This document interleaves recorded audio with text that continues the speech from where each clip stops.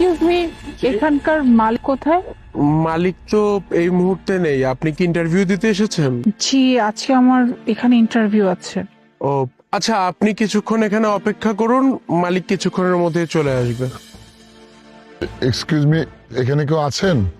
আহ, জি, কি হেল্প করতে পারি আপনার?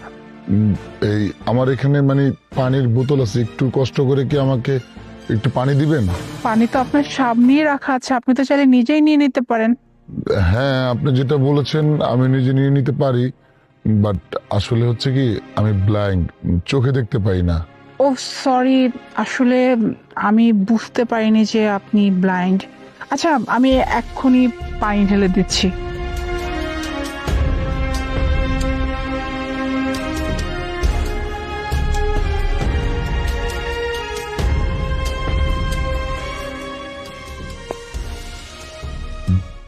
জি, আপনি যদি কিছু মনে না করেন, আমি আরেকটু কষ্ট দিতে চাচ্ছিলাম আপনাকে। জি বলুন, এখানে কষ্টের কোনো বিষয় নেই। মানে ঘটনা হয়েছে কি, ওই আমার হাতটা একটু নোংরা হয়েছে, তো যদি আপনি একটু কষ্ট করে পানি ঢেলে আমার হাতটা একটু ধুয়ে দিতেন তাহলে অনেক ভালো হতো আমার। না না না, ইটস ওকে, এখানে কষ্টের কোনো বিষয় নেই। আমি আপনাকে হাত ধোয়া দিচ্ছি, ওয়েট।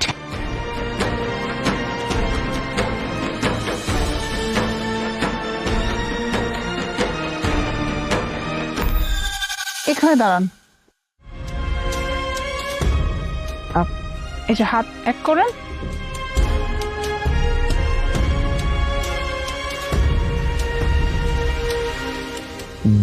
যে আপনি যদি কিছু মনে না করেন, আমি আপনাকে আরেকটু কষ্ট দিতে চাচ্ছিলাম। ইটস ওকে, আপনি বারবার কেন বলতেছেন যে কষ্ট দিতে চাই, কষ্ট দিতে চাই? আপনার কি লাগবে বলুন, আমি করে দিচ্ছি। না মানে এখানে অনেকগুলো টাকা আছে, যদি এখান থেকে টাকা নিয়ে আমার বিলটা একটু দিয়ে দিতেন। ভাইয়া, এটা তো আপনি নিজেও পারেন তাই না? জাস্ট ওয়েটারকে ডাক দিবেন, টাকা দিয়ে দিবেন। না, সেটা ঠিক বলছেন যে আমি নিজেও দিতে পারি, কিন্তু আপনি তো দেখলেনই যে আমি ব্লাইন্ড। আর অন্ধ মানুষ পেলে তো যে কোনো মানুষ ঠকিয়ে দিতে একবারের বেশি দুবার ভাববে না। এই জন্য আমার কাছে মনে হচ্ছে যে আপনি ভালো মানুষ, তাই যদি একটু আমার বিলটা দিয়ে দিতেন। আচ্ছা ঠিক আছে, সমস্যা নেই, আমি দিয়ে দিচ্ছি। দিন, টাকাগুলো দিন। বিল কত? 500 টাকা। ওকে। ও সরি, একটা নোট এক্সট্রা চলে আসছিল। এই যে আপনার বাকি টাকা। আপনি আসলে অনেক ভালো মানুষ, সৎ এবং ইমানদার। আপনার হাতে 2টা নোট চলে গিয়েছে, তারপর আপনি একটা নোট আমাকে ফেরত দিয়েছেন। আসলে আপনি অনেক ভালো মানুষ। না না ভাই, এমন কিছুই না। ওয়েটার, এদিকে আসুন তো। এই যে ওনার বিলটা। আর স্যার কখন আসবে? স্যারের আসতে এখনো 20-25 মিনিট সময় লাগবে, আপনি একটু অপেক্ষা করেন কাইন্ডলি। আচ্ছা ঠিক আছে, সমস্যা নেই। Thank you. বলছিলাম কি ভাইয়া, আপনাকে কি আমি ওই যে বাস স্ট্যান্ড পর্যন্ত পৌঁছে দিয়ে আসবো? না না না, আমাকে আর কোনো হেল্প করার প্রয়োজন নেই। এমনি তো আমি আপনাকে দিয়ে অনেকগুলো কাজ করিয়ে ফেলেছি। আর এখানে তো আপনার ইন্টারভিউ আছে, বললো না 20-25 মিনিটের ভিতরে এখানের বস চলে আসবে, তাহলে তো আপনার ইন্টারভিউতে দেরি হয়ে যাবে। ইটস ওকে ভাইয়া, সমস্যা নেই তো। আপনি তো শুনলেন মাত্র ওয়েটার বললো যে মালিকের আসতে নাকি আরো 15-20 মিনিটের মতো সময় লাগবে। তো এর মধ্যে আমি আপনাকে বাস স্ট্যান্ড পর্যন্ত দিয়ে আসতে পারবো, সমস্যা নেই। আপনি চলুন। হ্যাঁ, আহ, এই যে বাস স্ট্যান্ড চলে আসছি আমরা। আচ্ছা, যদি কিছু মনে না করেন, আমি আপনাকে আরেকটু কষ্ট দিতে চাচ্ছি। জি বলুন। আসলে আমি তো চোখে দেখি না, তো এই বাস স্ট্যান্ডের আশেপাশে কি হচ্ছে, কে কি করছে, যদি আপনি আমাকে একটু ডিটেলে বলতেন তাহলে আমার কাছে খুব ভালো লাগতো। এমন ভাবে বলবেন যাতে আমি শুনে মনে হয় যে আমি আমার নিজের চোখে দেখেছি। আচ্ছা ঠিক আছে, এটা কোনো ব্যাপারই না, আমি আপনাকে সব বলছি। আমাদের সামনে আছে বাস স্ট্যান্ড। এখানে দুজন মহিলা বসা আছে, সাথে একটা বাচ্চা আছে, অনেক সুন্দর। আর একজন আপু আসছে, উনি বোধহয় ভার্সিটিতে যাবে, তার জন্য বাসের জন্য ওয়েট করতেছে। আর তার পাশে একটা স্কুল বাস, আর ওই স্কুল বাসে অনেক সুন্দর সুন্দর কিছু ছেলেমেয়েরা উঠতেছে স্কুলে যাওয়ার জন্য।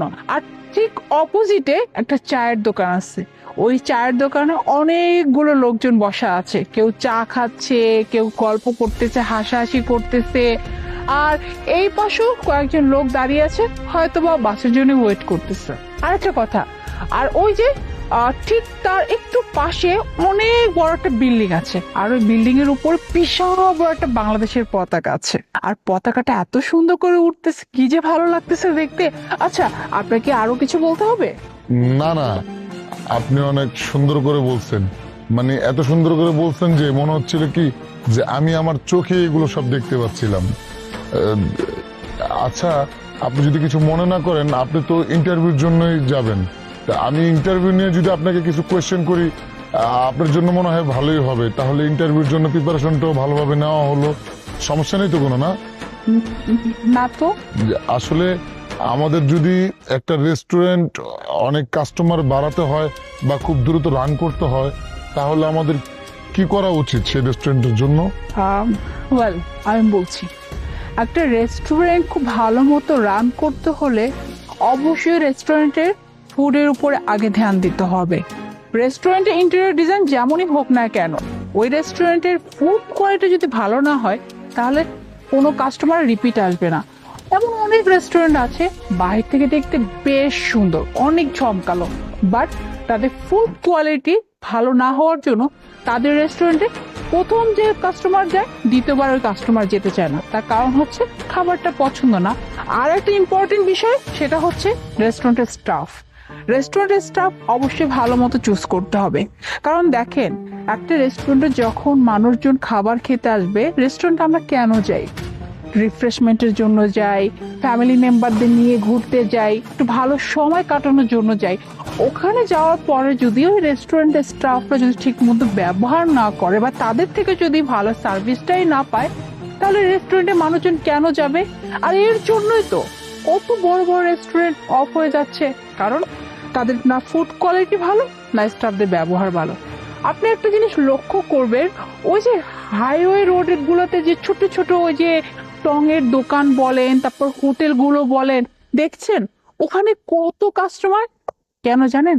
কারণ ওই হোটেলগুলোর যে স্টাফ গুলো থাকে, ওরা অনেক বিনয়ী থাকে, প্রত্যেকটা কাস্টমারের সাথে খুব সুন্দর করে কথা বলে, আচার ব্যবহার তাদের অনেক ভালো। কাস্টমারে কি চাই বা না চাই খুব সুন্দর মতো করে তারা বোঝে এবং তারা সেই মতো করে খাবারটা দিতে পারে। এছাড়াও তাদের খাবারের মানও কিন্তু অবশ্যই ভালো রাখে।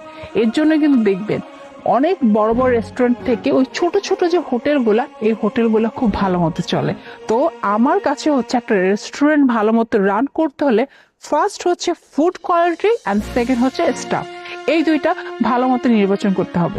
আপনি অনেক সুন্দরভাবে এক্সপ্লেন করে আমাকে বিষয়টা বুঝিয়ে বলেছেন, অনেক সুন্দর হয়েছে আপনার অ্যান্সারটা। আপনি দেখবেন যেখানে আপনি ইন্টারভিউর জন্য যাচ্ছেন, সেখানে মাস্ট ভি আপনার জবটা হয়ে যাবে। আরেকটা কথা আপনি জেনে অবাক হবেন যে আমি আসলে ব্লাইন্ড না, আমি হচ্ছি ওই রেস্টুরেন্টের মালিক যে রেস্টুরেন্টে আপনি ইন্টারভিউর জন্য আসছেন। আর আমি এতক্ষণ আপনার ইন্টারভিউ নিচ্ছিলাম।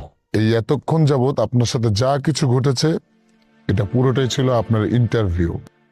ও মাই গড, আপনি কি বলতেছেন? আপনি ব্লাইন্ড না, ইভেন ওই রেস্টুরেন্টের মালিক আপনি নিজেই? আর এতক্ষণ যা কিছু হচ্ছিল পুরোটাই আমার ইন্টারভিউ ছিল? হ্যাঁ, আসলে বিভিন্ন কোম্পানি বিভিন্নভাবে ইন্টারভিউ নিয়ে থাকে, তাই আমি চিন্তা করলাম যে আমার কোম্পানির জন্য, আমার রেস্টুরেন্টের জন্য এমন একজন এমপ্লয়িকে সিলেক্ট করব যাকে একটু অন্যরকম ভাবে ইন্টারভিউ নিয়ে তারপর সিলেক্ট করব। আর সেই বিষয়ে আপনার অনেক অভিজ্ঞতা এবং এক্সপিরিয়েন্স আমি দেখলাম বা শুনলাম, তাই আমি মনে করি যে আমার রেস্টুরেন্টের জন্য আপনি পারফেক্ট। তাই আমি আপনাকে রিকোয়েস্ট করব যে আপনি আগামীকাল থেকে আমার রেস্টুরেন্টে জয়েন করুন। Sure sir. আর এই চাকরিটা যে আপনি আমাকে দিয়েছেন, আমি আপনাকে একটা জিনিস নিশ্চয়তা করতে পারি, আপনি আমার থেকে কখনো এমন কোনো কমপ্লেইন পাবেন না যাতে করে আপনি আমাকে ভবিষ্যতে কিছু বলতে পারেন। যাই হোক, তাহলে কালকে আমি সময় মতো চলে আসবো।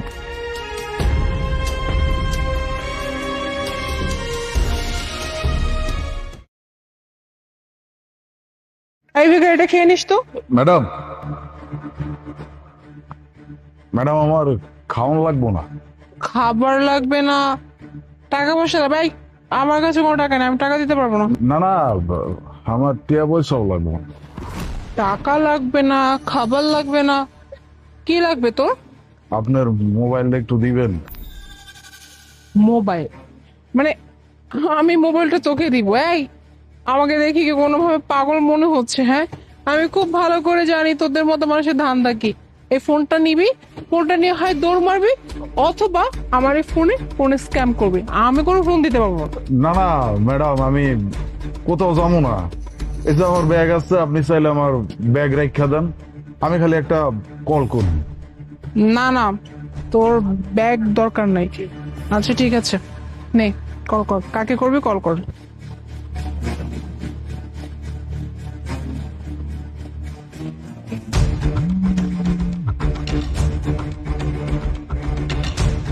হ্যালো, কে? আমি আলী। তুই আমার ফোন দিছিস কেন? তুই না বাসায় থেকে রাগ করে বের হয়ে গেছিস গা? কইতাছিলাম কি ভাইয়া, ওই শহরে আসার সময় বাসে উঠা না, আমার একটা সময় চোখ লেগে গেছিল। এরপরে যখন ঘুম থেকে উঠলাম, দেখি আমার কাপড়ের ব্যাগ ছাড়া আমার টাকার ব্যাগ আর মোবাইলটা নাই, কি জানি চুরি করে নিয়ে গেছে। এরপর থেকে আমি এক জায়গায় বয়ে রইছি।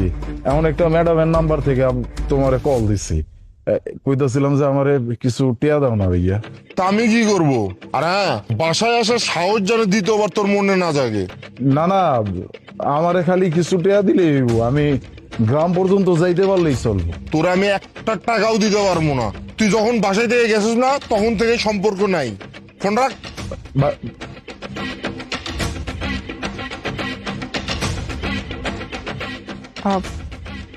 ফোনে কে ছিল? বড় ভাই। তো বড় ভাই তোমার সাথে এইভাবে কথা বললো কেন? আমার ভাই আমার লগে এরকম আচরণ করতো না, খুব ভালোবাসতো আমারে। তারপরে ওই ভাইয়ে বিয়ে করার পর থেকে ভাবি যে ভাইরে কি বুঝায় আমি নিজেও জানি না। ভাই এখন আর আমার দেখতেও পারে না। ভাবি আর ভাই মিলে আমারে বাসার থেকে বাইর করে দিচ্ছে। আমিও কইছি যে আমি আর এই বাড়িতে আমু না, আমি নিজের মতো কাজকর্ম করে রাখাম। তারপরে শহরে এসেছিলাম কামের লিখা।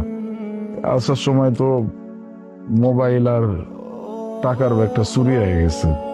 আবার জাগরের কাছে কামের জন্য আইছি, তারাও মনে হয় ফ্রড, আমার কোনো ফোন রিসিভ করে না। আর এটা কেমন ধরনের কথা? একটা মানুষকে তুমি কল করছো, মানুষটা কল রিসিভ করে, তাই বলে কি সে ফ্রড হয়ে যাবে? এরকমটা না, তোমার ভুল হইতে পারে কোথাও। এক কাজ করো, তুমি ওই যাকে কল করছো ধরে না, তুমি আমার ফোন থেকে ফোন দাও। না না ম্যাডাম, আমি বুঝছি ওরা ফ্রড। হয়েছে কি, আমি যখন গ্রামে ওগুলো কথা কইছি না, তখন আমার কইছিল চাকরির জন্য নাকি ওই 15-20 হাজার টাকা দিতে হইব, তাইলে সারা জীবন নাকি আমি খুব আরামে এসে কাজ করে খাইতে পারব। আমি দিতে চাই নাই, দেই নাই, একবার সোজা পড়ছি। তারপর থেকে আমার আর ফোন রিসিভ করে না। ওরা ফ্রড, আমি বুঝছি। আমি বুঝলাম। আচ্ছা, তুমি বললে যে তুমি গ্রাম থেকে আসছো, তাহলে তো এই শহরে তোমার কেউ নাই, তাহলে তুমি থাকবে কোথায়, খাবে কি?